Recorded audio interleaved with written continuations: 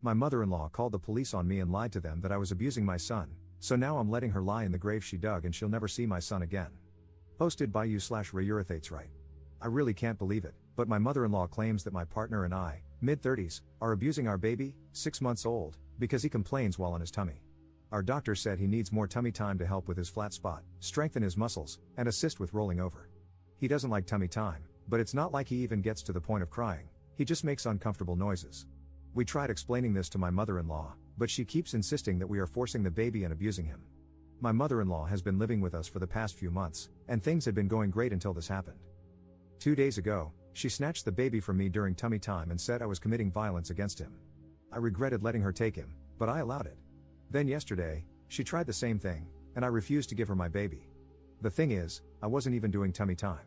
My baby complains when he isn't doing something, he just constantly gets bored. My mother-in-law heard him fussing from another room and came barging in, accusing me of abusing him again. I walked away from her and locked the door behind me. She pounded on the door, saying she would call the cops, and she did. I called my partner, who left work immediately and drove home. 2 policemen spoke with her and then with us. I invited them in and told them they could look around. They saw an immaculately clean home and a very happy baby. My mother-in-law had stopped cleaning up over the past couple of days or helping with anything like she used to, which made me think this was premeditated to try to make us look bad, but I had been cleaning behind her. My mother-in-law tried telling the cops that we were dirty because there were dirty bottles and a snot sucker in the same place, that we pet the dog and then held the baby, and that we did tummy time where the cat lays on the couch. When she claimed that tummy time hurts the baby, the officers just said, "I'm not a professional doctor." They couldn't contain their laughter, commenting that my mother-in-law seemed to think she was the resident expert and that they often deal with mothers who disagree with parenting styles. I, unfortunately, couldn't laugh along because I was in tears explaining the situation, but it was clear the police were on our side. They reassured us that the clean house was not an unsafe environment for the baby. They also informed us that, at this point, they were simply there for a venting session with my mother-in-law and told us not to worry. Of course, no police report was filed. My partner had my back the whole time and kicked my mother-in-law out of our house. She had a couple of hours to pack her bags, and then I drove her to a motel. She was, of course, furious but showed no remorse and believed she had done nothing wrong. She doesn't have much money, so my partner and I are paying for her stay. We booked her a flight home for tomorrow. I'm not sure what will happen in the future, but this might be the last time my mother-in-law sees her grandchild. She has no idea and still thinks the baby is hers too. Luckily, my mother-in-law and father-in-law live on the other side of the country. Here's to hoping they never move here. Op in the comments. I was trying to keep the post brief to focus on the major situation. So, my mother-in-law has made comments, but my partner has shut her down. For example, she didn't like that our pediatrician is young, she doesn't trust doctors. She also didn't trust the skin treatment method the pediatrician chose for a rash and didn't like that we don't give our child water. But my partner shuts her down immediately. Maybe things were just building up since she never got her way, and then it all came out. But I wouldn't say there were any arguments, it was more just little comments she made. She also hated the white noise machine and even told the police about it. The officer stayed professional, but you could tell they were holding back laughter. Update 4 days later. An hour or so after I dropped my mother-in-law off at the motel, both my partner and I received texts from my father-in-law, and I quote, "You can't leave my wife in a hotel. I demand you guys take her back to your house now and work out any problems or misunderstandings. If something happens to her, you are going to be responsible." Later, he argued that we did not explain tummy time well enough to her and said, "You guys are not geniuses and need to be empathetic." My partner immediately blocked him, but I did not know until we discussed it later. I tried reasoning with my father-in-law but quickly realized it was not going anywhere, so I blocked him too. The next day, the motel said I could not pay by phone, so I had to drive there to pay for one more night. This was Saturday, and my mother-in-law's flight was on Sunday. I also decided to bring my mother-in-law some snacks. She had requested water, but I figured I would add some snacks too.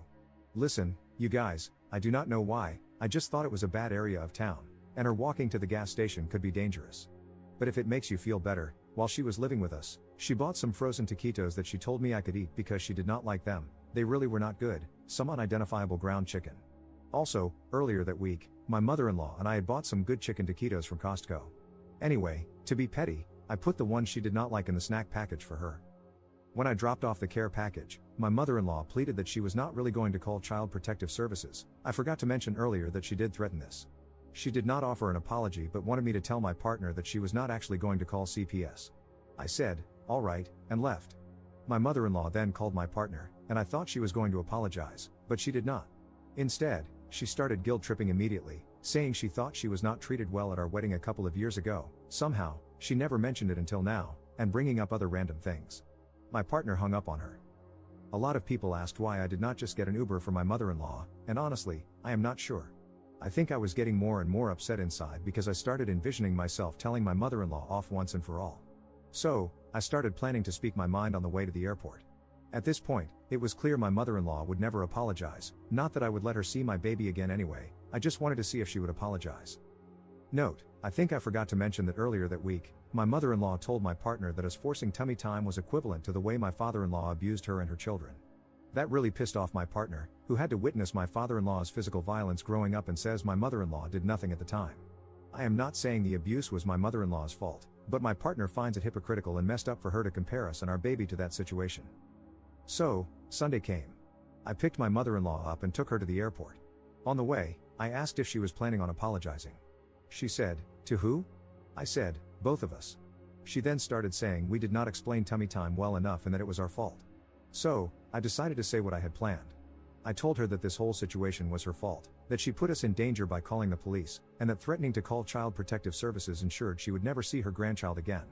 I told her she was not welcome in our house in the future, and if I ever saw her near our house again, I would call the police for trespassing.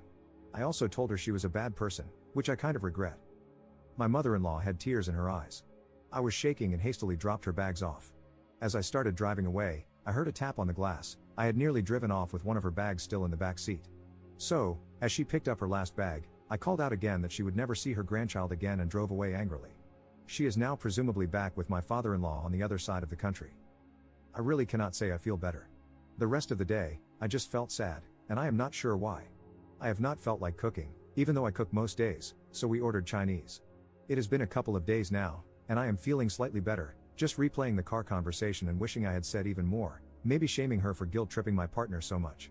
I have gotten my neighbors to help with the baby, and my partner and I found a new restaurant to try. Anyway, I talked to my partner, and we agreed, both my mother-in-law and my father-in-law are blocked. So, they are officially blocked, on Facebook too, which is the only social media they use.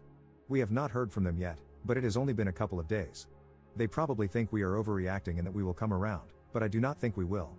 My partner's brother is getting married in September, so we might have to see my mother-in-law and my father-in-law there. Thanks for all the support.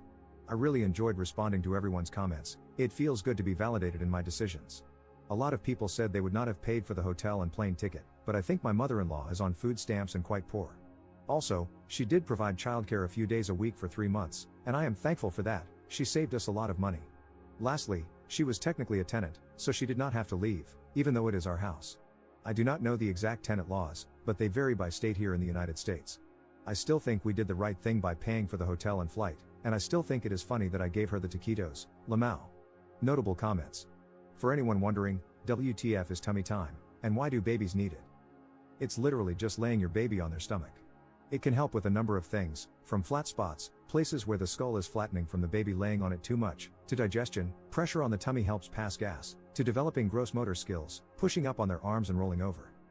Before the back-to-bed movement, putting babies on their backs to sleep, most babies got plenty of tummy time in their cribs because the parenting advice was to let babies sleep on their stomachs. Babies usually sleep much better on their stomachs. Unfortunately, they also suffer from SIDS much more frequently. And thus, back to bed and tummy time. Also, I have never met a baby that likes tummy time. They all either get very, very mad or just want to cry. My best advice is to do tummy time with them by getting on the floor, on your stomach, and playing with them, or having an older child do it with them. They like that even better.